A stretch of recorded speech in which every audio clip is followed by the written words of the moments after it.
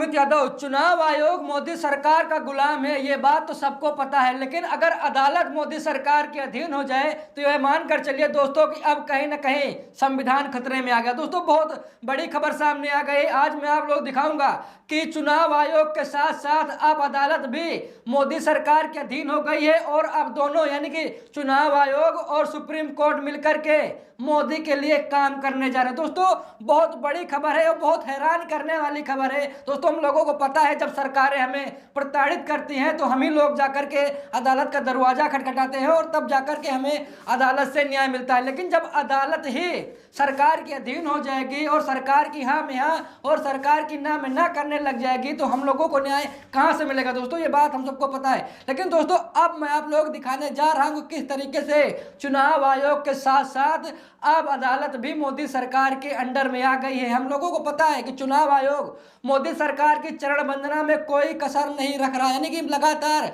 मोदी सरकार की चरण वंदना कर रहा है। हम लोगों को पता है कि इस समय पश्चिम बंगाल में चुनाव है, रातों रात चुनाव आयोग आईएएस आईपीएस अधिकारियों का तबादला कर रहा है। ममता बनर्जी हैरान है, परेशान है और बता रहे चुनाव से भाई आप इतनी जल्दी में क्यों अधिकारियों का तबादला कर रहे हैं, क्या इतनी जल्दी है कि आप लगातार अधिकारियों का तबादला कर रहे हैं। मुख्य सचिव, गृह सचिव, यानी कि देखा जाए तो बड़े लेवल पर अधिकारियों का तबादला चुनाव आयोग कर रहा। हम लोगों को पता है कि चुनाव आयोग मोदी सरकार के इशारे पर काम करता है और मोदी सरकार की बी टीम बनकर चुनाव आयोग काम करता है, हम लोगों को पता है। और दोस्तों ये आरोप लगा है कि मोदी की सरकार बनाने में सबसे ज्यादा अहम भूमिका अगर कोई निभाता है तो चुनाव आयोग। हम लोगों ने देखा कि बिहार का चुनाव हमने देखा, मध्य प्रदेश का चुनाव हमने देखा, महाराष्ट्र का चुनाव हमने देखा और दोस्तों हम लोगों ने राजस्थान का चुनाव देखा। यानी कि जहां जहां पर यह मानकर चलिए कि विपक्ष की सरकार थी वहां पर चुनाव आयोग ने इस तरीके से खेला कि वहां पर भाजपा की सरकार बना दी। यानी कि दिल्ली की भी बात करें तो हम लोगों को पता है कि दिल्ली में आम आदमी पार्टी की सरकार थी लेकिन वहां पर भी चुनाव आयोग ने मोदी की सरकार बना दी। और दोस्तों अब ये कहा जा रहा है कि भाई अब ये वेस्ट बंगाल में भी ये मान कर चलिए दोस्तों कि वहाँ भी मोदी की सरकार बना देंगे। लेकिन दोस्तों जो ये आरोप लग रहे हैं आज मैं आप लोग दिखाऊंगा, जहाँ पर शिवसेना के सांसद संजय राउत ने बहुत बड़ा बयान जारी कर दिया। उन्होंने साफ साफ ये बता दिया कि भाई सुप्रीम कोर्ट यानी देश की अदालत और चुनाव आयोग एक साथ मिलकर मोदी के लिए काम करें। दोस्तों बहुत बड़ी खबर है, यहाँ पर आप लोग खबर देखिए जहाँ पर साफ साफ लिखा है कि अब चुनाव आयोग और सुप्रीम कोर्ट दोनों में कोई अंतर नहीं रह गया। यहाँ पर देखिए, यहाँ पर संजय राउत शिवसेना नेता, शिवसेना यूबीटी पे इन्होंने साफ साफ कह दिया है कि भाई अब चुनाव आयोग और सुप्रीम कोर्ट दोनों में कोई अंतर नहीं रहेगा। यानी कि ये बताना चाहते हैं कि भाई जिस तरीके से चुनाव आयोग मोदी सरकार के अधीन है उसी तरह अब सुप्रीम कोर्ट भी मोदी सरकार के अधीन हो गया। दोस्तों यहाँ पर देखिए लिखा है कि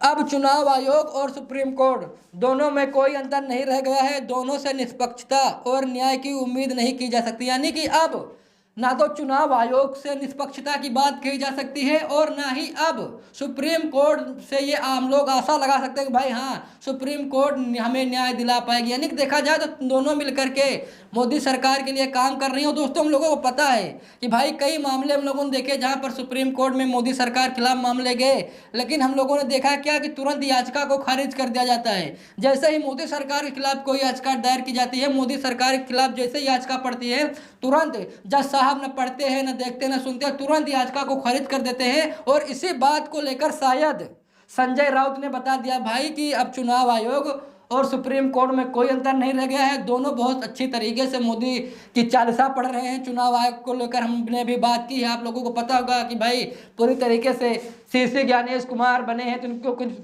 इनको किसने चुना, यानी कि नरेंद्र मोदी और अमित शाह ने चुना। और दोस्तों सुप्रीम कोर्ट में एक हिसाब से देखा जाए तो भाई मोदी सरकार का दबदबा तो है।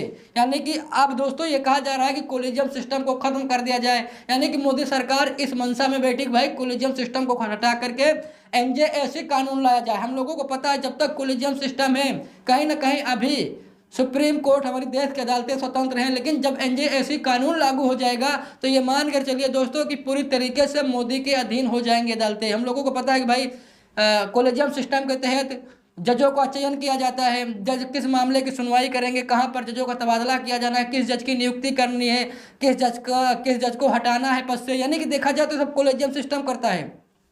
लेकिन अगर एनजेएसी कानून लागू हो गया तो ये मानकर चलिए भाई किस जज कौन मामले में सुनवाई करेगा ये डिसाइड नरेंद्र मोदी करने लगेंगे, यानी देश का प्रधानमंत्री करने लगेगा। और दोस्तों फिर जब ये मानकर चलिए जब एनजेएससी कानून लागू हो जाएगा तो ये मान चलिए कि निष्पक्षता नहीं रह जाएगी, यानी कि मोदी सरकार डिसाइड करेगी भाई आप इस मामले की सुनवाई कीजिए, आप हमारे पक्ष में फैसला सुना दीजिए। यानी कि देखा जाए तो अगर एनजेएससी कानून लागू हो गया तो ये मानकर चलिए कि भाई पूरी तरीके से कंट्रोल मोदी सरकार के अंडर में आ जाएगा, सुप्रीम कोर्ट का, हाई कोर्ट का, निचली अदालत। यानी देखा जाए तो ये मानकर चलिए फिर पूरी तरीके से लोकतंत्र की हत्या शुरू हो जाएगी। और आज इसी बात को लेकर संजय राउत ने बहुत बड़ा बयान उन्होंने दे दिया। उन्होंने साफ साफ कह दिया कि भाई चुनाव आयोग और सुप्रीम कोर्ट में कोई अंतर नहीं रह गया है और इनसे निष्पक्षता की बात करना एक हिसाब से गलत है। आप ये मानकर चलिए कि इनसे उम्मीद लगाना, आप ये उम्मीद लगाकर बैठे कि भाई अगर चुनाव आयोग निष्पक्षता की बात करेगा या सुप्रीम कोर्ट निष्पक्षता की बात करेगा, तो दोस्तों ऐसा बिल्कुल नहीं होने वाला। जैसा कि आप लोग यहाँ पर खबर में देख सकते हैं, संजय राउत शिवसेना सांसद है, इन्होंने बहुत बड़ी बात कह दी है। इन्होंने न सिर्फ चुनाव आयोग को लेकर बात कही बल्कि इन्होंने ये मानकर चलिए कि सुप्रीम कोर्ट जो देश की अदालत है उस पर भी इन्होंने बहुत बड़ा आरोप लगा दिया कि भाई आप सुप्रीम कोर्ट से भी ये उम्मीद नहीं लगा सकते कि सुप्रीम कोर्ट निष्पक्षता से किसी भी मामले की जांच करेगा या फिर आपके पक्ष में कोई फैसला सुना देगा। यानी कि अब ये मानकर चलिए कि जो सुप्रीम कोर्ट में बैठे जज हैं कहीं ना कहीं वो मोदी सरकार के अंडर में भी काम करते हैं। हम लोगों को पता है दोस्तों, ये बात हकीकत है। कई सारे जज आज भी हैं जो मोदी सरकार के लिए काम करते हैं, भले ही उन्होंने संविधान की कसम खाई हो, भले ही उन्होंने कहा भाई हम जिएंगे देश के लिए, जिएंगे देश के लिए, मरेंगे, लेकिन ऐसा नहीं है दोस्तों। वो आज भी मोदी सरकार के लिए जीते हैं, मोदी सरकार के लिए मरते हैं। और दोस्तों प्रमोशन पाने के लिए कई जज ऐसे हैं जो मोदी सरकार के पक्ष में फैसला सुनाते हैं। हम लोगों ने देखा है कई ऐसे जज हुए हैं। अगर हम बात करें उस समय के जब राम मंदिर का फैसला आया, सीजेआई थे रंजन गोगोई साहब, उन्होंने फैसला सुनाया राम मंदिर के पक्ष में और उन्हें मोदी सरकार ने राज्यसभा का सांसद बना दिया। यानी कि अगर कोई जज मोदी सरकार के पक्ष में फैसला सुनाता है तो ये मानकर चलिए कि उसका प्रमोशन निश्चित है। अगर कोई मोदी सरकार के खिलाफ फैसला सुनाता है तो ये मानकर चलिए भाई कि उसकी अब जिंदगी पूरी हो गई है। ये मानकर चलिए भाई उसके साथ कुछ गलत होने जा रहा है। हम लोगों ने कई मामले ऐसे देखे, लेकिन आज संजय राउत ने जिस तरीके से ये बयानबाजी की है, आप लोगों क्या राय है, मैं आप लोगों से पूछना चाहता हूँ। आप लोग कमेंट बॉक्स में बताइएगा, क्या हमें अब सुप्रीम कोर्ट फिर या चुनाव आयोग से निष्पक्षता की जो बात कही जाती है कि भाई निष्पक्ष चुनाव आयोग, निष्पक्ष है सुप्रीम कोर्ट, अब क्या हम निष्पक्षता को लेकर सुप्रीम कोर्ट या फिर चुनाव आयोग पर विश्वास कर सकते हैं या फिर नहीं? आप लोग कमेंट करके बताइएगा, मैं आप लोगों से जानना चाहता हूँ। क्योंकि संजय राउत ने साफ साफ कह दिया कि भाई चुनाव आयोग से और सुप्रीम कोर्ट से निष्पक्षता की बात करना एक हिसाब से मूर्खता है। और ये मानकर चलिए दोस्तों, यहाँ पर संजय राउत ने यह भी कहा भाई चुनाव आयोग और सुप्रीम कोर्ट में अब कोई अंतर नहीं रह गया है। बाकी आप लोगों को क्या राय है कमेंट करके जरूर बताइएगा। वीडियो को लाइक शेयर कीजिएगा। मिलते हैं दूसरी वीडियो में, तब तक के लिए बहुत बहुत धन्यवाद।